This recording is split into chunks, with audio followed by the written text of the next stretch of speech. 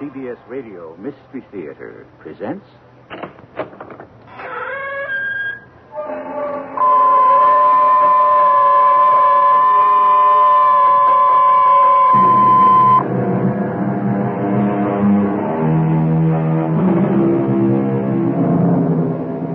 Come in. Welcome. I'm E.G. Marshall. Yes, it's dark in here, but there is no need to be alone. I will be your friend. And on the subject of friendship, I'll give you some invaluable advice. The philosopher Deleuze once said, chance makes our parents, but choice makes our friends. With that in mind, I advise you to choose your friends carefully. Do not make the mistake the young man in our story is about to make. He will choose foolishly and soon learn that one should not make the choice of a friend a matter of life or death.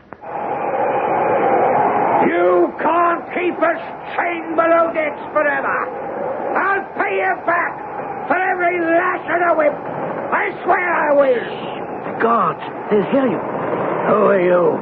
My name's Armitage. James Armitage. You're just a boy.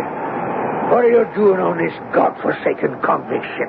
Penance, just as you are. Well, you won't be doing it for long. Huh? I'll be getting us all out of here, I will. How? Leave that to me. The name's Hudson. Mark it well, lad. You'll learn to bless it before I am done with you.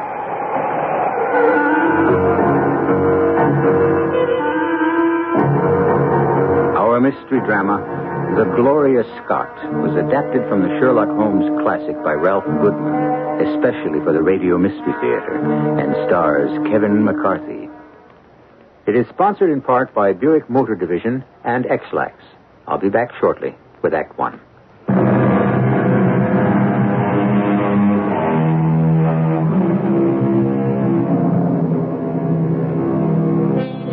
Sherlock Holmes looked upon the sea as a vast, open expanse of hypnotic tranquility, a contrast to the wheels within wheels that turn the deductive turbine of his analytical mind.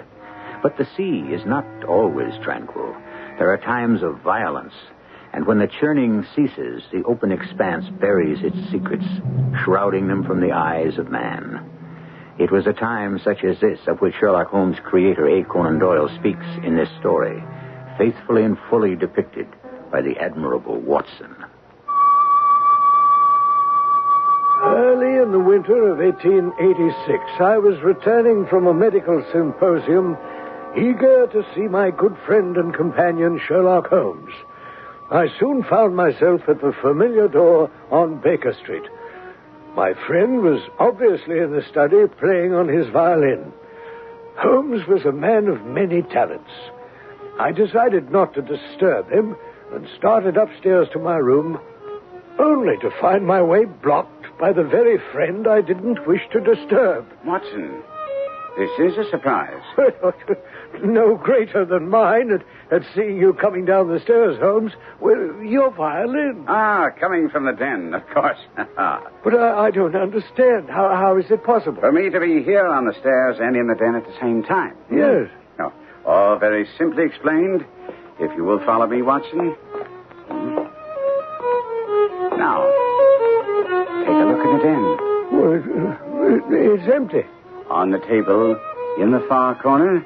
Oh, what a strange-looking contraption. Newly arrived from America, Watson. A gift of a dear friend. You remember Miss Adler? Irene Adler, yes, of course. On a world tour with her new production, The Grand Deception.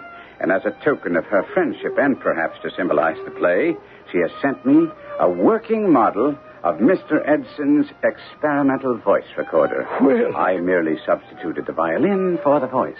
Gosh, you mean that music is coming from that little gadget? Yes, Watson. I went up the stairs to see how far the sound would travel, and I was just descending as you came in. Here, let me turn this off. Well, I say I am glad to be back. By the way, I stopped off to pick up the post. There's a package here somewhere for you. Yes, so I see, Watson. It's the small one. Some circulars, advertisements, My medical journal. The small one, Watson. Oh, why, yes, so it is. Now, how did you know that? The small one has been sent by registered mail. The one I've been expecting was to be sent by registered mail. Elementary, my dear Watson. You've been expecting this parcel? Yes, Watson. Now, if you'll hand me those scissors, I'll snip this twine and we'll have a look-see at the contents of the mysterious oblong box. Mysterious oblong box? Mysterious to the gentleman who first received it. He has asked me to have a look at it. Interesting. A tarnished silver cylinder containing a single sheet of slate gray paper. It has something written on it. Bring the lamp a little closer, will you, Watson? Written by an old man, I should say. Wouldn't you, Holmes? Rather a feeble hand. Not feeble. Unskilled in the art of writing. There is a difference. Notice the spelling of the words believe and receive. The sender is unfamiliar with the simple rule of I before E except after C. But you are right about his age. Oh, well, In his 50s, I would say. Well, now, how would you know that? The style of penmanship, this form of calligraphy, went out of fashion 30 years ago. Oh, yes, of course. Can you make it out, Holmes? Yes, now that we have sufficient light, it says, Headkeeper Hudson, we believe, has now been told to receive all orders for fly paper and for the preservation of your hen pheasant's life. Yes. Go on. That's it, Watson. The entire message? Yes. Are you sure you read it correctly? Positive. Oh, that is strange. Yes, doesn't seem threatening at all. I wonder why that worries my friend Trevor so much. An easygoing young man, not easily disturbed. Trevor? Victor Trevor? The young friend you introduced me to during your stay at college? That's the one. I met him accidentally one morning on my way to chapel when his bull terrier froze to my ankle. You recall the incident, don't you, Watson? Yes. Ridiculous. The stubborn dog was determined to become your permanent companion. It didn't seem amusing at the time. Laid me up for days. But Victor came around often to apologize, and by the end of the fall term, we'd become close friends. I hate to see a good friend in a dilemma. Victor's worried enough about this package he received in the post to send it on to me just as he received it. Well, he has no idea who sent it? Not an inkling. Here enclosed is the original wrapping. No return address, which, of course, does not help to enlighten us as to the name of the sender. There is one small clue, however, conveniently provided by the Postal Service. Oh? Origin of mailing, place, time, date. Of course. The postmark, yes. King's Cove, the 25th of last month, 10 a.m. King's Cove. I don't believe I've ever heard of it. Nor I. Perhaps it'll mean something to Victor Trevor. I think it best I pay that young man a visit. You're right, Holmes, yes. First thing in the morning, we leave for Donningthorpe in Norfolk. Can you make it? Well, I'll telegraph Victor and let him know we're coming. Bully for you, Watson. And if I can somehow decipher this innocent-sounding missive, I have a feeling that you and I won't be bored much longer.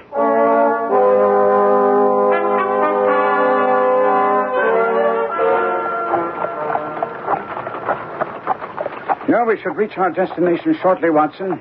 How are you bearing up under the journey? Oh, dear. As well as can be expected, Holmes. I do wish we'd waited for another carriage. I dare say this one's seen better days, I tell you, Holmes. It wasn't for my curiosity over the contents of that tarnished cylinder. Oh, I say, you did bring the cylinder and the message? Oh, yes, of course. Have you made anything at all of all that gibberish? Working on it, Watson, working on it. Excellent. They're up ahead. We're being welcomed. See there? Beyond those manicured gardens, the Trevor estate. I say, I had no idea young Trevor had such wealth. Family wealth. Victor's father, Sir James Trevor, is the lord of this manor. Victor lives with his father. Just the two of them in that spacious mansion? 3 quarreling servants, as I recall. This is getting more intriguing every moment. Hurry the driver along, will you, Holmes? Both my back and my curiosity can take it no longer. We were soon at the imposing entrance to Trevor Manor. Holmes and I stepped down from the carriage and moved toward the massive entrance door. It was made of solid oak, ornately carved to a depth of at least 2 or 8 inches, inlaid with sections of highly polished, impenetrable ironwood, obviously chosen with great care. And yet, I couldn't help wondering why a simple manor house had the appearance of a veritable fortress. Charles, how good to see you. Would you tell Mr. Victor that his guests have arrived? Holmes, how good of you to come. Oh, you don't know how pleased I am to see you. And I, too, Victor, to see you. That's all right, Charles. I'll welcome them. You may prepare their rooms. Yes, sir. And there's no need to disturb Father. I'll inform him of our guests' arrival after they're settled. As you wish, Mr. Victor. Come in. This is my good friend and companion, Dr. Watson. I believe you two have met. We have? Briefly, when Watson came to examine my injury at college. Oh, yes, that unfortunate incident. Yes. Oh, dear. When your bull terrier froze to Holmes's ankle on the way to chapel. Ridiculous situation. Yes, those were happy days, weren't they, Holmes? Happy for your bull terrier, I wager. At any rate, it's good to see you smiling. You looked so grim when we first entered. Did I? Hmm? Oh, well, as you know, I have been concerned about the package. It was sent to Father, actually, and I intercepted it. He hasn't been well. Oh. Victor? Whom are you conversing with? Do we have guests? Yes, Father. Distinguished guests. Mr. Sherlock Holmes is here with his friend, Dr. Watson. Sherlock Holmes. The Sherlock Holmes, the celebrated detective about whom one hears so much these days? You are much too kind, Sir James. Oh, yes. Sir James. You've heard about the recent honor bestowed upon me by the Crown. And deservedly so. You have been one of His Majesty's most distinguished jurists. Oh, yes, indeed. Oh, allow me to introduce my good friend, Dr. Watson. An honor, sir. I do hope our untimely arrival has not disturbed your rest. Untimely? Unexpected is more like it. Oh, I say. You did receive our wire, Victor? Yes, I'm sorry. I neglected to inform Father. No matter. You are here, and I'll have Charles prepare your room. That's all taken care of, Father. I see. You can't wait to take charge here, can you, Victor? Father... Well, I'm not dead and gone yet. Seat your guests. I have an important matter to attend to. If you will forgive me, gentlemen, I'll see you at dinner.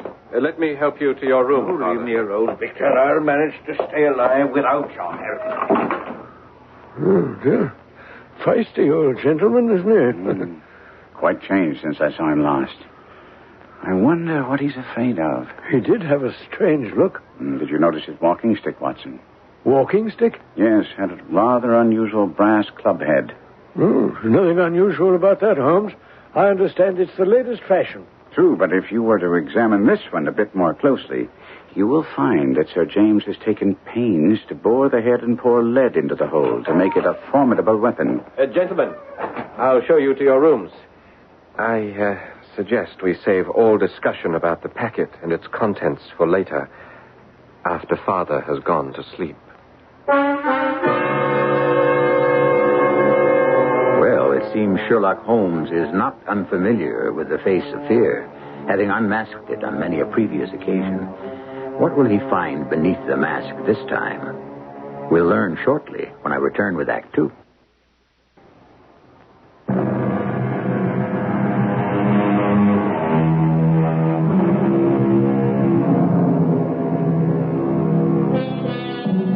The Mystery of the Gloria Scott is one of Sir Arthur Conan Doyle's most unusual tales. It is unique in that of all the tales of Sherlock Holmes, as recorded by his good friend Dr. Watson, there is no other adventure in which fear proves to be as strong as death, and the mystery that shrouds that fear as silent as the grave. But it is best we let Watson continue with the story. That evening, we dressed for dinner, Holmes and I, in hopes of learning more about the packet Victor had sent to Holmes for his perusal. Our hopes were in vain, however, for during dinner, both Victor and his father remained silent, Holmes' attempt at chit-chat was failing miserably. Marvelous dinner, Sir James. Yes. Yes, it will do. I'd almost forgotten the magnificent table you spread, sir. It's been some time since my visit here with you and your son. Yes, of course. Sometime. Past the Salt Lake. You recall, Father, it was 3 summers ago we went fishing on the lake. Yes. Of course, Mr. Holmes doesn't have time for such frivolity these days. He's become quite a celebrated figure. We read about you all the time, Holmes. Oh, well, then, you've read the account of the Hound of the Baskervilles, eh? If it wasn't for Holmes' amazing deductive powers... Yes, Watson. I'm sure Sir James is not the least bit interested. As a matter of fact, I found it all quite hard to believe. Father. And those fabled deductive powers of yours, Mr. Holmes. Would you care to put them to a test? A test, sir? Here, at the dinner table. Father, I'm sure Mr. Holmes is... I'd be pleased to oblige you, Sir James, but in order to perform, I need a subject. May I use you, Sir James? Me? Why not? But I must warn you. All my life I've been an island unto myself. We have spoken very little since your arrival here. There's no need for you to say anything. Your hands speak for you, Sir James. My hands? Yes. Outwardly, you are landed gentry, and yet you have the hands of a laborer. Calloused, hard, worn in the days of your youth. True, I worked the gold mines as a boy. Then you've been to Australia. Oh, yes, I've been to many a foreign port. Ah. Then the initials J.A. belong perhaps to someone you met on a voyage, someone whom afterwards you were most eager to forget. How could you possibly know about that? Forgive me, sir. Not until you tell me how much you know. Father, are you all right? His heart, Holmes. The doctor said No, damn that doctor. I've asked you a question, Mr. Holmes. I know nothing really, sir. Only that during my sabbatical here, that day we went fishing on the lake, I saw the initials J.A. tattooed on your arm. Aye, sir. Yes, Watson. At the time, it struck me as being unusual, too, for a gentleman. But you said this J.A. person was someone Sir James was eager to forget. On what did you base that conclusion? The staining of the skin around the letters, Watson. It was obvious from the blurred appearance of the tattoo that its wearer had tried but failed to eradicate the memory of J.A. I've heard enough. It is true. I once knew a J.A. But we will talk of it no more. But, Father, if you are in some sort of danger, Mr. Holmes here is a good friend. I'm sure he'd be more than willing to help. I said we will speak of this no more. Give me Mr. Holmes. The past is a closed chapter of my life. Charles, you may serve the brandy now. None for me. Prepare my room. If you'll excuse me, I'd best get to bed. Not that I'll sleep tonight. Of all the ghosts of the past, the ghosts of the sea are the worst.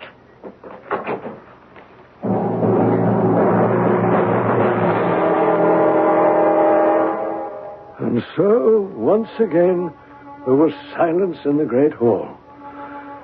Sir James had retired, and we moved to the sitting room with our brandies. The warmth of the wine was most welcome. It helped stave off the chill brought on by Holmes' uncanny disclosures of Sir James's secret. As we sat there, each engrossed in his own thoughts, Holmes pressed his investigation further. And you say, Victor, that your father never spoke of his past to you? No, Holmes, your amazing deductions came as a complete surprise. The gold mines, the sea. I've seen the tattoo on occasion, but dismissed it as a folly of youth. Perhaps. But not likely, Holmes. Did you see the sudden flush? The advance of pulse rate at the mention of J.A. Sir James is not a well man. Father refuses to see a doctor. He remains locked in the house in contact with no one. Except by mail, obviously. I say, was there a mention of anyone with the initials J.A. in that message you received in the post? No, I'm afraid not, Watson. The only name mentioned was someone named Hudson. Headkeeper Hudson, as I recall. Hudson? Then you know someone named Hudson. Yes, I do. I do know a Hudson, or did know him. Think, Victor. Now, this could be most important. The man I refer to had no title. Certainly was not responsible enough to be a head keeper. He was a common sailor. A sailor? Interesting. This could possibly lead us to the sea and to the initials J.A. Yes? Go on, Victor. Well, one morning after Holmes's visit here on holiday, Father and I were sitting out on the terrace taking the sun when Charles announced that a man arrived insisting on talking to Father. I remember at the time, Father had many friends, but one look at this unannounced visitor would assure you that he was not one of them. He was a small, wizened man who approached Father with a shambling style of walk and a cringing manner. It's generous of you to see me, Governor. Once again. Once again, sir. I'm afraid I don't recall our previous meeting. If you'll refresh my memory. Don't you recognize me? Dear me. It is truly Mr. Hudson. Right you are. That'd be my name, sir. Good of you to recall. It's been so many years. 32, to be exact. 32 years since we saw each other last. Yes, of course. And here you are, sir, in your big house. And me, still picking salt meat out of a harness cask. You'll find I've not forgotten old times, Hudson. You do look rather hard-pressed. I'm just off a 2-year stint in an 8-knot tramp. And I could use a place to stay. I see. Well, I was sure after the hard days we shared on His Majesty's ship, the Gloria Scott, I could put up with either you or Mr. Beddoes. Beddoes? I was sure you'd recall him. Yes. Of course you can stay here. We're in need of a gardener.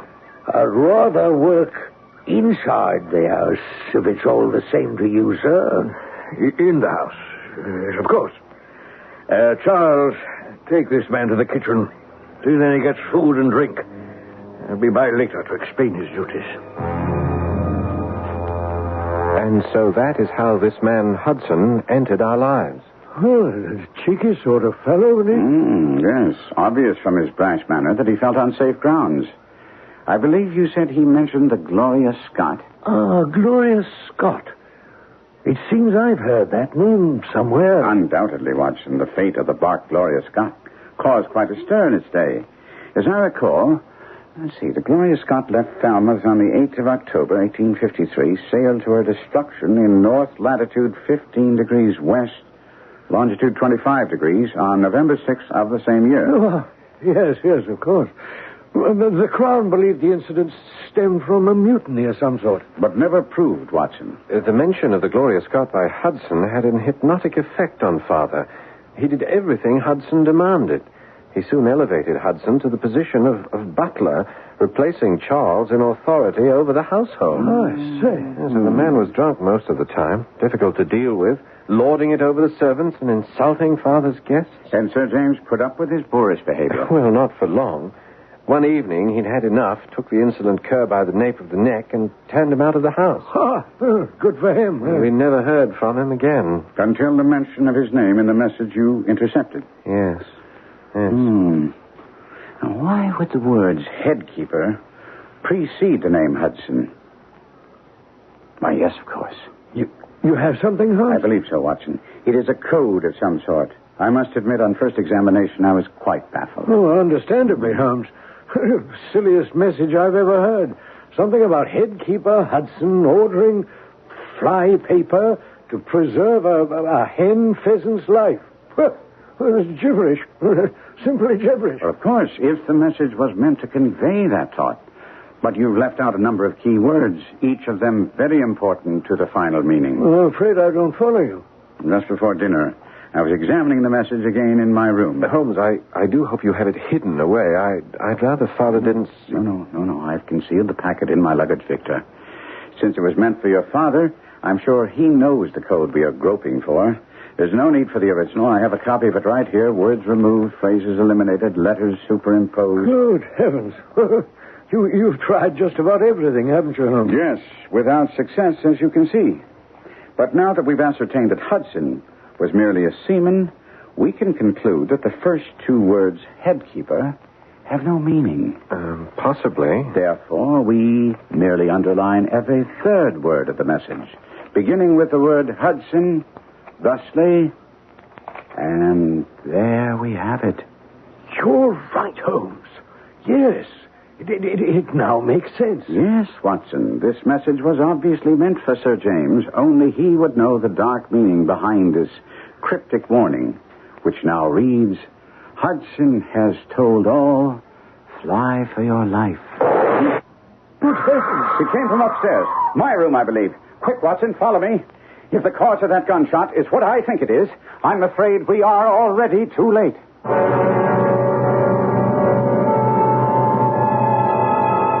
Trevor Manor has always been a quiet residential country estate. But in a very few minutes, that quiet is to be shattered by a shocking incident. One that will even baffle the master of the unexpected, Sherlock Holmes. We will share with Holmes the horror of a shocking discovery when we return shortly with Act 3.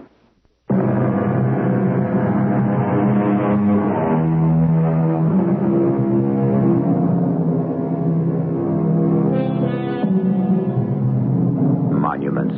What are they? The very pyramids have forgotten their builders. Words, not stones, are the true monuments to the great. Listen then to the words of Sir Arthur Conan Doyle, a tribute to the man and his creation, the fabled detective, Sherlock Holmes. Within seconds after hearing the shot, Holmes raced for the stairs. Victor, Trevor, and I were not far behind. As we reached the head of the stairs, we could see Mrs. Henshaw, the Trevor housekeeper. It was she who had screamed at the sight of something in Holmes's room. We entered cautiously behind Holmes and were shocked to see the body of a man lying on the floor. Good Lord. It's Sir James. Father. Your father is dead, Victor? By his own hand, I'm afraid. Oh, God. Shot through the temple. Telltale powder burns, gun still clutched in his right hand, and here, crumpled in his left hand. The slate gray paper.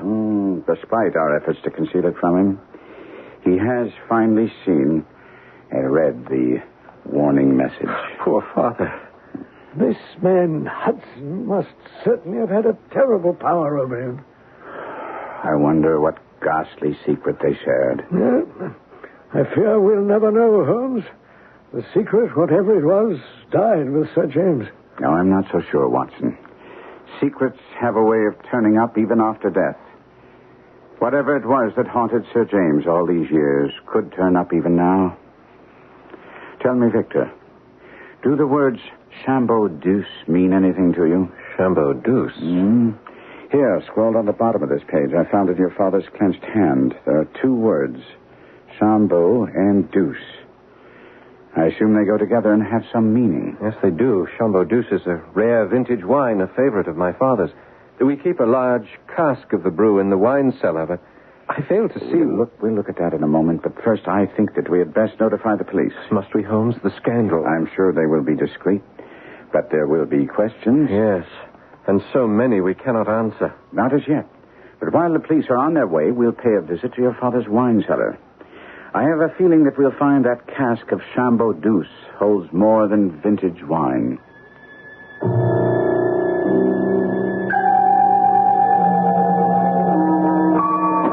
Steady with that candle, Watson. Here's the door to the wine cellar. The key is just above your head, Holmes. Here, allow me. I haven't been down here in months. There we are. Now, if you gentlemen will step aside. Yeah. I must agree with you, Victor, when you say you haven't been down here in months. I don't believe anyone has. Look at those ugly spider webs. Yes, but someone has been here not too long ago. See there, a recently broken web in the far corner. Well, that's where Father stores his keg of Chambeau Deuce. If you will lead the way, Watson. There in the far corner, Doctor. We're right behind you. Yes, yes. Oh, it's a rather large cask. Quite old, I'd say. Yes, yes, and very interesting. A seagoing cask at that. You're quite right, Holmes. I never noticed. Bring the light a little closer, would you please? The cask is rather large. Large enough to contain a man's body, wouldn't you say, Watson? Good heavens, Holmes. You're not suggesting... No, of course not, Watson. Merely making a passing observation. Oh, well, I suppose anything is possible, Holmes, but I fail to see how one is able to stuff a man's body through a 3-inch bunghole. If you'll examine the structure of the barrel, you'll find it's quite sturdy. It's impenetrable. The seal hasn't been broken. Quite good, Watson, quite good. Actually, I did not expect to find anything in the cask, but perhaps behind it. Behind it? Look at the floor, gentlemen. These track marks. This cask has been moved from time to time and returned to its original position. Why, you're right, Holmes. But how anyone without the strength of a Hercules is able to accomplish such a feat is beyond me. I've never seen it moved from this position, Holmes. There's something behind that cask that your father wants us to see. If you gentlemen will step aside. Here it is. A dust-free corner at the top of the casing. I wager if one were to apply pressure to this point. I say, but it's moving. So it is, Watson. And what have we here? A small recessed compartment in the wall. A candle, if you please. Yeah? Your father took great pains to conceal whatever he has placed in here, Victor. Have you any idea what it could be? No, none at all. We have a wall safe in the house. All our valuables are kept in there. Both Father and I have a key. But this, Victor, this was not meant for your eyes until now. A sealed oilskin packet. May I? Yes, of course. It's rather sturdy, but with this pocket knife of mine should... There we are. Well, what have we here? Book of some sort. Yes. Almost destroyed with age and exposure to the elements. I say, it looks like a ship's log. That is exactly what it is, Watson. The log of the ill-fated bark, Gloria Scott. The one Hudson mentioned. I wonder how Father... This may explain, Victor. A letter addressed to you. For my son, Victor Trevor, to be opened in the event of my death. Read it, would you, Holmes? My hands are much too shaky. As you wish, Victor. My dear son, now that approaching disgrace begins to darken the closing years of my life, I must record the truth of my shame. Our family name, dear son, is not Trevor. I say. I was known as James Armitage in my younger years, years that brought shame and disgrace. For as Armitage, I entered a London banking house, and as Armitage, I was convicted of using bank funds for my own purpose. Good heavens. The funds were used to pay a debt of honor, but illegally come by. And so I soon found myself chained as a felon aboard the convict ship Gloria Scott, bound for Australia. The hold below deck was black as pitch, and the stench was more than one could bear. There were others like me who bore their miserable lot in silence, while some shouted their defiance to the high heavens. You can't keep us chained below decks forever. I'll pay you back for every lash of the whip. I swear I will. The guards, they'll hear you. Who are you? My name's Armitage. James Armitage. Why, you're just a lad. What are you doing on this godforsaken convict ship? Penance, just as you are. Well, you won't be doing it for long. I'll be getting us all out of here, I will. How? You just leave it to me. My name is Hudson. Mark it well, lad. You'll learn to bless it before I am done with you. I murdered a man, I did. Even in this blackness, I can see you remember my case. My partner and I got away with over $1 million in cold, hard cash. Yes, I've heard. The money was never found. And where do you suppose it is, lad, eh? I'm sure I don't know, sir. My partner, he's holding it for me. And where do you think he is? Right here on this ship. That's the devil's honest truth. He's topside. Respectable like. He's the ship's chaplain, no less. Satan himself, dressed as a man of God. But why, sir, would he... We worked it all out, lad. A way for him to come aboard with enough money to buy the crew. By now, this floating coffin is ours from keel to main truck.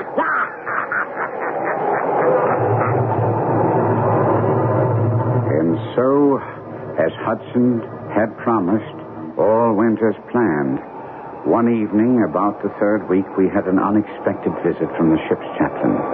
He'd come to give the last rites to a dying prisoner. And when he left, Hudson, freed of his chains, soon freed us all. We fought our way to the upper deck, and soon the roar of muskets were in our ears. Hudson and the Sam captain led the bloody mutiny. We've not one pound to win! Not one pound to witness but careful! Believe me, my son, when I say there was never a slaughterhouse like that ship. The chaplain was killed in the fight. Others were falling all around. Only 3 of us escaped the Holocaust. Hudson, myself, and a young seaman named Beddoes. Beddoes? I say, Holmes, wasn't that the man who... Yes, the one mentioned by Hudson the day he came to see Sir James. Go on, Holmes. Perhaps we'll learn more of Beddoes and this devil Hudson. As we pulled away from the Gloria Scott, Hudson, Beddoes, and I could hear the sounds of mutiny fade away. We could still see the faint outlines of the ship when suddenly, without warning, a cloud of black smoke shot up from her bow. And within moments, a great explosion blew her apart from stem to stern. Hudson, Beddoes, and I pulled for safety with all our strength, and as later recorded in maritime records, all hands were lost. Such, in a few words, my dear lad, is the history of the terrible business in which I was involved as a youth. I am sure you can now understand the reason I had for changing my identity. As you know, I have since led a respectable life. Imagine then my feelings when, in the seaman who came to see us, I recognized instantly Convict Hudson, the man who led the mutiny. Oh, dear. Chilling tale, indeed. Young Beddoes was a hired hand aboard ship and completely innocent of wrongdoing. Beddoes and I have been in touch with each other from time to time. I pray this confession will keep him safe. I say, of course. It was Beddoes who sent the warning to Sir James. Yes, Watson. Yes. I do hope this man Beddoes is safe and well. Fortunately, no one knows his identity. One man still does, Watson. A man I'm sure we have not heard the last of. A scoundrel named Hudson. As it turned out, Holmes was right. After a police investigation of Sir James's suicide, we returned to London. Holmes delivered the log of the Gloria Scott and the letter written by Sir James in hopes of clearing the seaman Beddoes of any charges. After reading the evidence, the court agreed to record Beddoes' innocence and seal all records against the possibility of public scandal. Well, some months went by, and Holmes had forgotten all about it when a reminder turned up in the post. I've just received a letter from Victor Trevor. Would you believe, Watson, he's in India. India? Mm-hmm. Oh, really? Yes. Says he's sold the Trevor estate and is trying his hand at tea planting, of all things. Doing rather well at it. Well, good for him. Strange case, the Gloria Scott. Yes. You know, I checked with the local police. No word on Hudson, and they haven't had any success in locating this man Beddoes. Both men seem to have vanished into thin air. Unusual, to say the least. I think it most probable that Beddoes, having heard of Sir James' demise, revenged himself upon Hudson and fled the country with as much money as he could lay his hands on. But Beddoes was a poor seaman, as was Hudson. Where would he get the money? From the sale of the Trevor estate. You mean he was given the money by Victor Trevor? Yes, Watson. A sympathetic ally whom he knew would say nothing, not even to his closest friends. And what better choice could Beddoes make than Victor Trevor? A young man who learned firsthand what it means to be haunted by the past.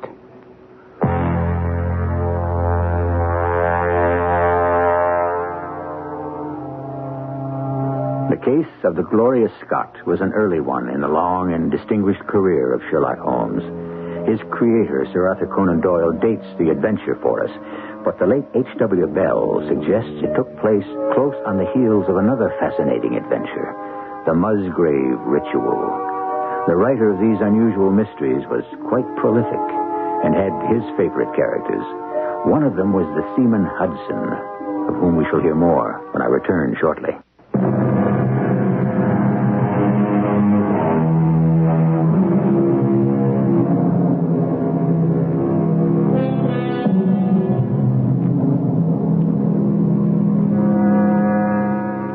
It was suggested that the seaman Hudson was at one time the husband of the fabled Mrs. Hudson, who was Holmes' housekeeper.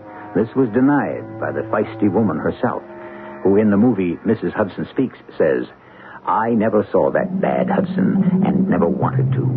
My Hudson was a respectable tradesman, and he died when I was barely 25 years old." And so it seems, dear listeners, we have another mystery on our hands.